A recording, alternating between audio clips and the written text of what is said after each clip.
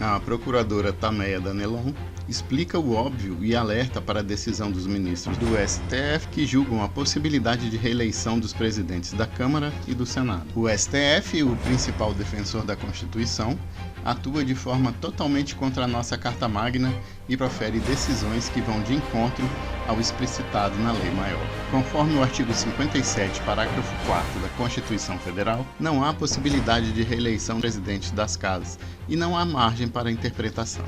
Mesmo assim, 5 dos 11 ministros, inclusive o ministro indicado pelo presidente Bolsonaro, já se mostraram favoráveis a essa aberração jurídica, o que é lamentável para a democracia brasileira.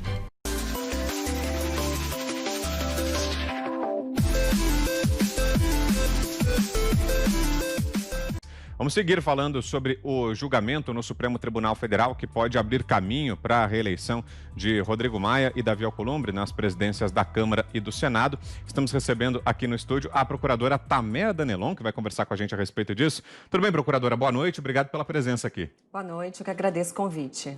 Procuradora, para começarmos, aproveitando toda a experiência, o conhecimento jurídico que a senhora tem, existe algum outro trecho da Constituição, além do artigo 57, né, que vem sendo muito falado aí nos últimos dias, existe algum outro trecho legal, seja da Constituição ou de algum outro código que dê margem, que comporte essa interpretação que os ministros para qual os ministros estão se dirigindo nesse momento no Supremo, procuradora? Não, não tem. O artigo que trata dessa questão é o artigo 57, parágrafo 4º, que é muito claro, é cristalino. Só ler o artigo que é possível constatar que é proibido, que é vedado a reeleição para o presidente, tanto da Câmara dos Deputados quanto do Senado. Ana Paula, sua pergunta, Ana. Doutora, eu comentei aqui no meu comentário inicial que existe uma indignação muito grande hoje, né, na sociedade, todos, né, o país inteiro assistindo, né, a corte mais alta aí do país rasgar a Constituição na frente de todos nós, mas que também bate uma tristeza muito grande de ver como a nossa corte mais importante, ela se tornou um agente político e com um perigoso aí ativismo judicial. Doutora, qual é o processo para que o cidadão tente encaminhar, obviamente, dentro da Constituição, as suas tribulações, o seu descontentamento? Qual é o processo que o cidadão pode tomar em relação aos desmandos da Corte mais alta do Brasil? Olha, tem a previsão do pedido de impeachment, né? Não que eu esteja sugerindo que façam impeachment contra os ministros do STF, mas essa previsão sim, né? Os poderes, embora eles sejam independentes e autônomos entre si, o Poder Judiciário, o Legislativo e o Executivo, um também é fiscal do outro. Então, o poder que fiscaliza o STF é o poder legislativo, mais precisamente o Senado Federal. Então, haveria essa possibilidade, uma eventual busca solicitando um pedido de abertura de impeachment contra alguns dos ministros, caso o cidadão entenda que há um crime de responsabilidade. Agora, é importante lembrar que já foram protocolados diversos pedidos de impeachment contra vários juízes da Suprema Corte. E todos estão parados porque caberia ao presidente do Senado, o senador Davi Alcolumbre, dar início, se debruçar sobre o pedido para dizer se é caso de iniciar um processo ou não. O que eu acho errado como é um direito constitucional do cidadão, buscar oferecer esse pedido para o Senado, seria interessante que o presidente do Senado se manifestasse, ainda que ele venha a rechaçar, ainda que ele venha a não concordar com o pedido. Mas acho que é importante para o Estado democrático de direito que haja uma manifestação sobre esses inúmeros pedidos que constam no Senado. Procuradora, a pergunta agora é de Augusto Nunes. Diga, Augusto. Também é um prazer conversar com você, mais uma vez. E eu queria que você tentasse me explicar o seguinte, quer dizer, não cabe à OAB, num momento desses, ter algum tipo de manifestação, dizer alguma coisa. Eu não espero nada da OAB, porque de onde menos se espera é que não vem nada mesmo. Mas se fosse em tempos normais, os advogados não deveriam se manifestar também? Olha, eu acredito que sim, né, Augusto? Porque neste caso, não é que o Supremo estaria interpretando a Constituição se fosse um artigo obscuro ou um artigo contraditório que desse margem à interpretação. Aí está muito claro, é só ler um artigo que se extraia o entendimento da Constituição, o entendimento dos constituintes. Eu acho sim que a OAB, como é uma instituição muito relevante, me parece que seria importante dar o posicionamento, né, através do seu presidente, qual a sua posição, qual é o seu entendimento, se de alguma forma o Supremo está julgando contrariamente à Constituição.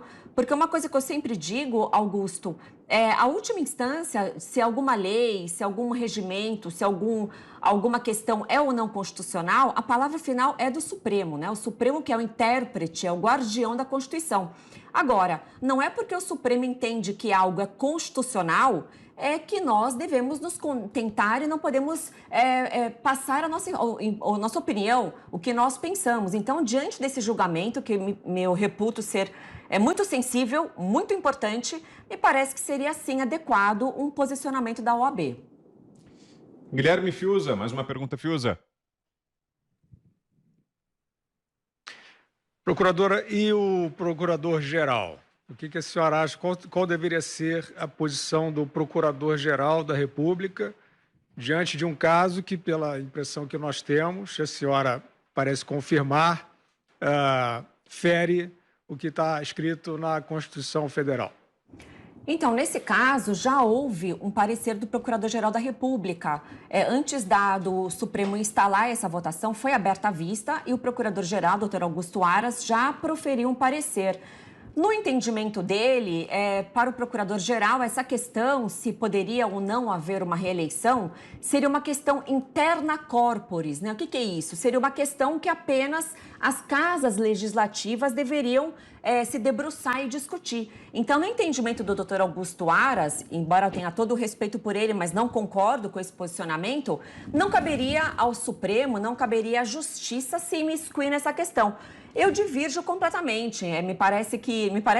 Está claro na Constituição que não é possível essa reeleição. Então, não é se constar, por exemplo, no regimento interno, essa possibilidade que um regimento interno das casas legislativas vai revogar a Constituição. A Constituição diz que é vedado a reeleição, que é proibido. Nenhum regimento, nenhuma lei, nenhum decreto pode se contrapor à Constituição. Infelizmente, esse é o posicionamento do Procurador-Geral da República, no sentido que caberia somente à Câmara e ao Senado dirimir essa questão. José Maria Trindade, a sua pergunta, Zé? Parece que há mesmo um acordão aqui do lado político e do lado jurídico, e isso é muito problemático. Agora, veja bem, procuradora, a gente vê claramente que um dos argumentos ali do ministro Gilmar Mendes é de que foi aprovada a emenda à Constituição que garante a reeleição do presidente da República. Tá, é verdade. Quer dizer, mas não falta uma emenda para garantir a reeleição também dos presidentes da Câmara e do Senado? Quer dizer, é uma relação meio esquisita que ele faz, né? Um malabarismo.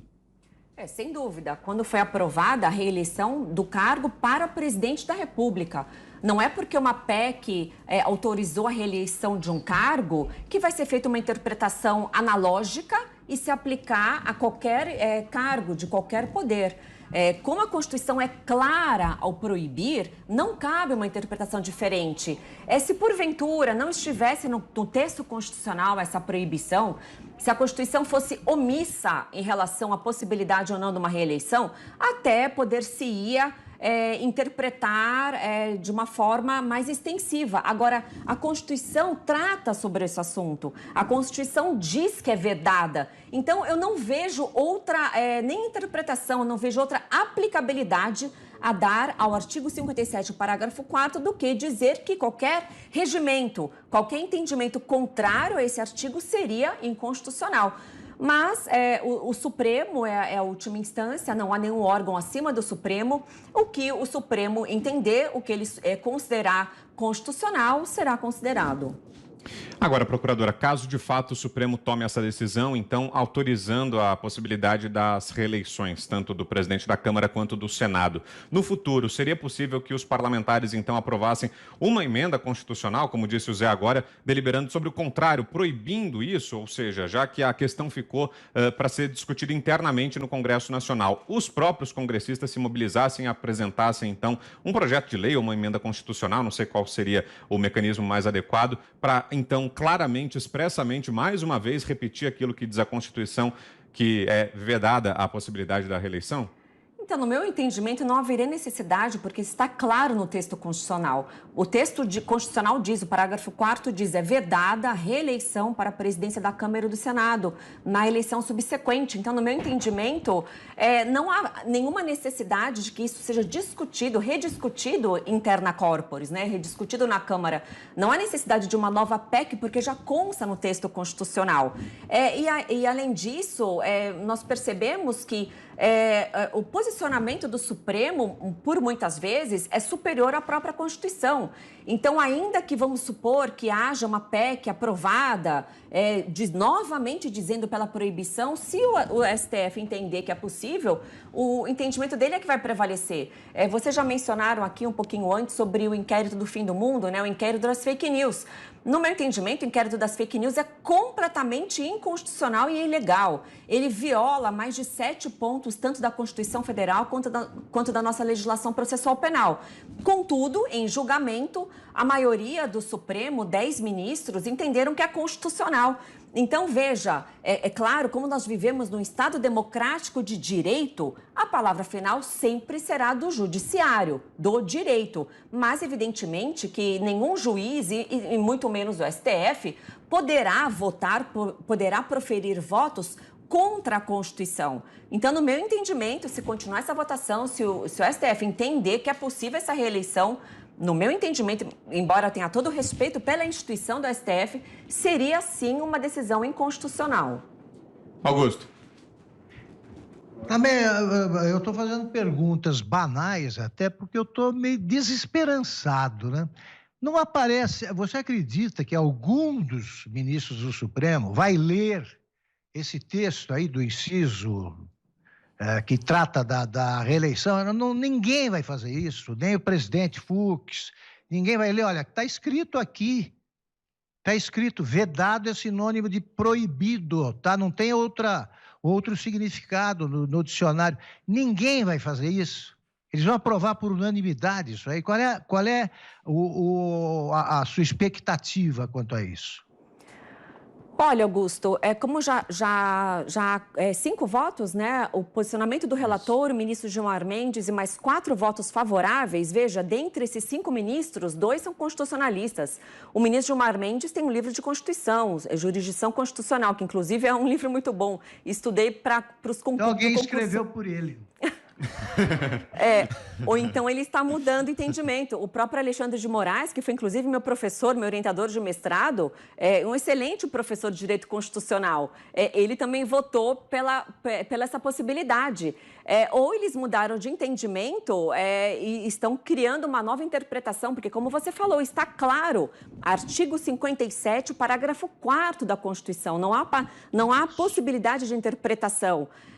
Mas um outro exemplo que eu posso trazer, Augusto, não sei se vocês se recordam, na época do impeachment, quando estava sendo julgado o processo de impeachment contra a ex-presidente Dilma, também está claro na Constituição Federal que a penalidade a ser aplicada quando o impeachment é aprovado é a suspensão dos direitos políticos, afastamento da função pública e suspensão dos direitos políticos. O que o ministro Lewandowski fez? Ele aplicou apenas a primeira penalidade, afastamento da função pública, e deixou de aplicar a outra pena, que tem um E, né, na Constituição, não é um ou.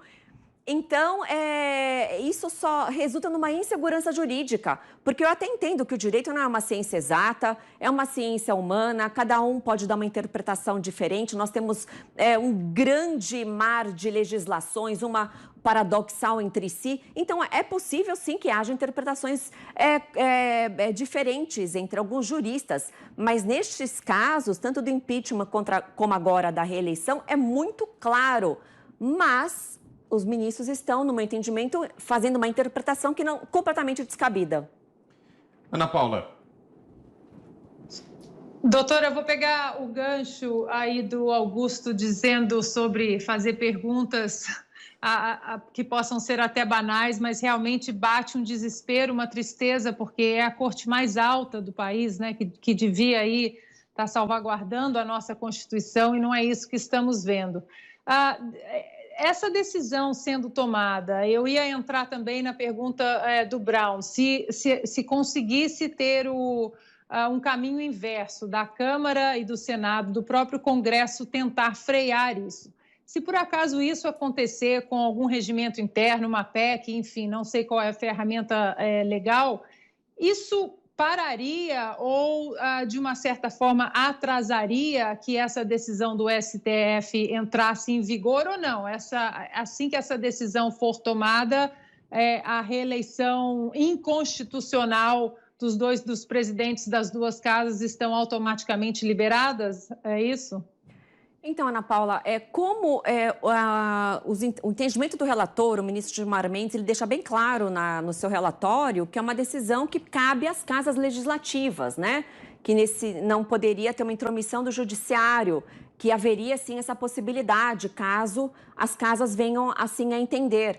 O parecer do procurador-geral foi no mesmo sentido, que seria uma questão interna corporis. Então, se os próprios ministros estão dizendo que cabe ao legislativo decidir essa questão, me parece que, se houver um regimento interno vedando categoricamente essa reeleição, me parece que os ministros devem ser coerentes com seus votos e reconhecer essa atribuição da Câmara e do Senado. E logo proibir essa reeleição caso venha a ser aprovado um regimento interno nesse sentido. Muito bem, nós recebemos aqui a procuradora Tameia Danelon, esteve conosco aqui falando sobre esse julgamento no Supremo Tribunal Federal. Obrigado pela presença, viu, procuradora, nesse momento difícil, nesse momento aí de ameaça, nesse momento em que o Supremo avança o sinal, mesmo assim a senhora se dispôs, esteve aqui conosco. Obrigado pela visita, pela presença, um bom final de semana, boa noite. Muito obrigada, eu que agradeço o convite. Boa noite a todos.